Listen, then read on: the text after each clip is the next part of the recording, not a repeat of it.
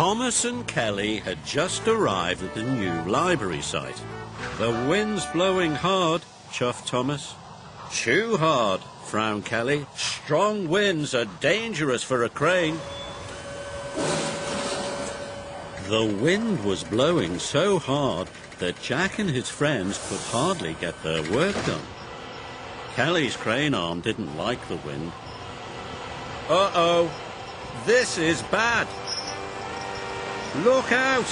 cried Jack, but it was too late.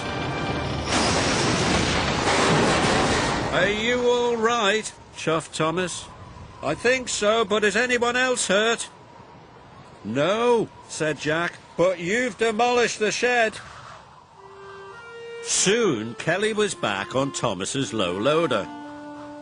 "I'm sorry, Miss Jenny," said Kelly. "Wasn't your fault, Kelly," said Miss Jenny. "We'll get you back to the yard so those repairmen can look at those wheels." "I'm glad it's only your wheels," said Thomas. "Me too," said Kelly, but he was worried. What if he fell over again and hurt someone?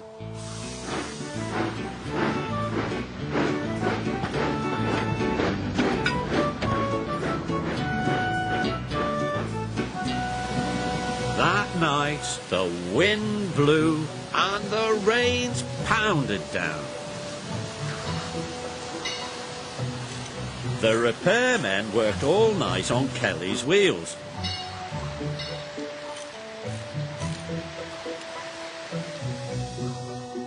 The next morning, the sheds were empty. Everyone had gone to work except Kelly. The rain had stopped, but the wind was still blowing. He was worried. Then Miss Jenny came to the sheds with urgent news. "Isabella has come off the road at the quarry bridge. We must rescue her at once." Kelly was still afraid he might fall over and hurt someone. "Can't you send someone else?" he asked. "Kelly, there is no one else. Isabella's in trouble," said Miss Jenny, "and we must rescue her." Isabella was scared. She didn't like teetering on the edge of the road like a seesaw. Soon, Kelly and Miss Jenny arrived. "Isabella, are you all right?" asked Miss Jenny. "I think so," answered Isabella.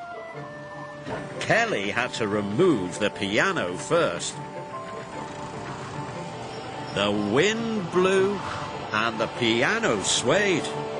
"Oh dear, be careful." Soon Kelly lowered the piano safely onto the ground. Now he had the hardest job of all, to rescue Isabella. Slowly he started to pull Isabella back onto the road. The wind blew harder. Isabella began to teeter. "Oh!" Kelly was worried. He stopped. "What's wrong?" cried Isabella. "The wind's too strong," said Kelly. "You can do it, Kelly," called Miss Jenny. "You can do it." Kelly knew he couldn't let the wind stop him. He started his winch again. He pulled harder and harder.